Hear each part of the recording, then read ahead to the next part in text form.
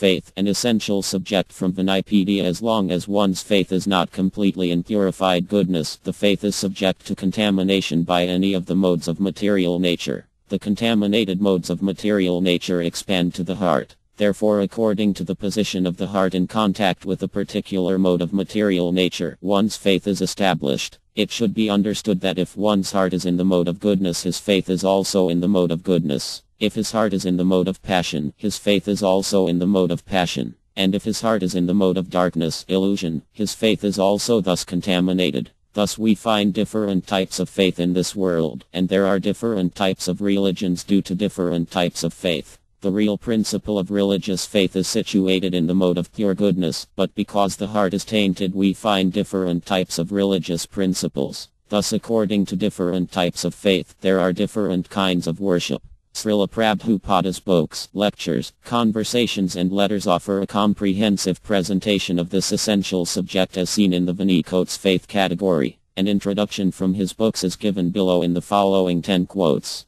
Quotes from Srila Prabhupada's books. A person who has developed from faith to the stage of Bhava states that such a person is never agitated even if there are causes for agitation, nor does such a person waste his time even for a moment. He is always anxious to do something for Krishna. Even if he has no engagement, he will find some work to do for Krishna's satisfaction. Nor does such a person like anything which is not connected with Krishna. Although he is situated in the best position, he does not hanker after honor or personal respect. Teachings of Lord Chaitanya, Chapter 13. When one is liberated, he theoretically understands that the living entity is not composed of material elements but is spirit soul, distinct from matter. Simply by theoretically understanding this doctrine, one can be called liberated, but actually a mukta, or liberated soul, is he who understands his constitutional position as an eternal servant of the Lord. Such liberated souls engage with faith and devotion in the service of the Lord, and they are called Krishna Bhaktas, or Krishna conscious persons. Teachings of Lord Chaitanya, Chapter 1. As far as the development of faith is concerned, one who is well versed in the literatures of devotional service and has attained the stage of firm faith is called a first-class person in Krishna consciousness. And in the second class are those who are not very advanced in understanding the devotional scriptures but who automatically have firm faith that Krishna Bhakti, or service to Krishna, is the best course and so in good faith have taken it up.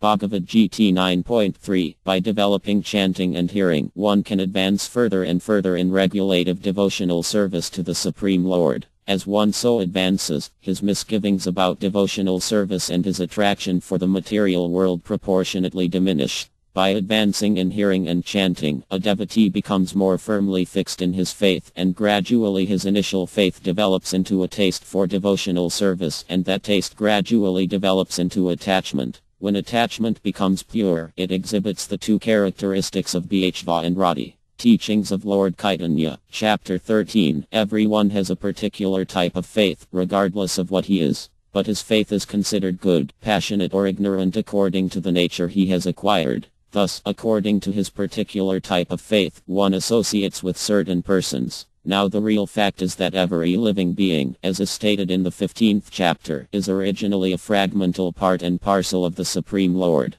Therefore one is originally transcendental to all the modes of material nature. Bhagavad Gita 17.3. One whose faith is soft and pliable is called a neophyte, but by gradually following the process, he will rise to the platform of a first-class devotee. Everyone begins his devotional life from the neophyte stage, but if one properly finishes chanting the prescribed number of rounds of Hari and Ma, he is elevated step by step to the highest platform, Uttama Adhikar. Chaitanya Karitam Ta, Madhya LL 22.69. Impersonal Brahman is also supported by Krishna. Brahma Ohai Prati H Ham. Therefore in all ways Krishna is the supreme reality. One whose mind, intelligence, faith and refuge are always in Krishna, or, in other words, one who is fully in Krishna consciousness is undoubtedly washed clean of all misgivings and is in perfect knowledge in everything concerning transcendence. A Krishna-conscious person can thoroughly understand that there is duality, simultaneous identity and individuality in Krishna, and, equipped with such transcendental knowledge, one can make steady progress on the path of liberation.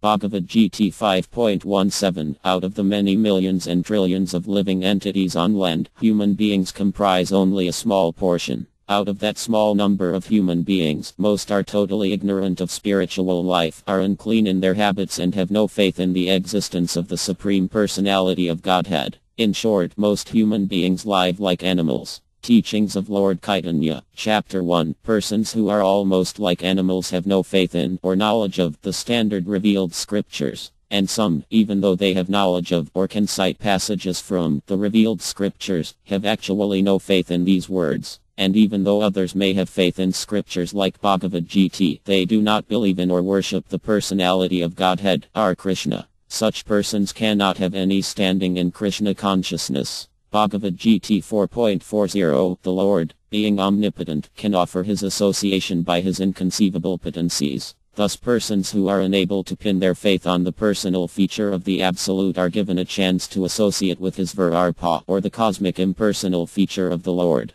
The cosmic impersonal feature of the Lord is a feature of his unlimited potencies. Since the potent and potencies are identical, even the conception of his impersonal cosmic feature helps the conditioned soul to associate with the Lord indirectly and thus gradually rise to the stage of personal contact. Armad Bh Gavatam 2.1. 22.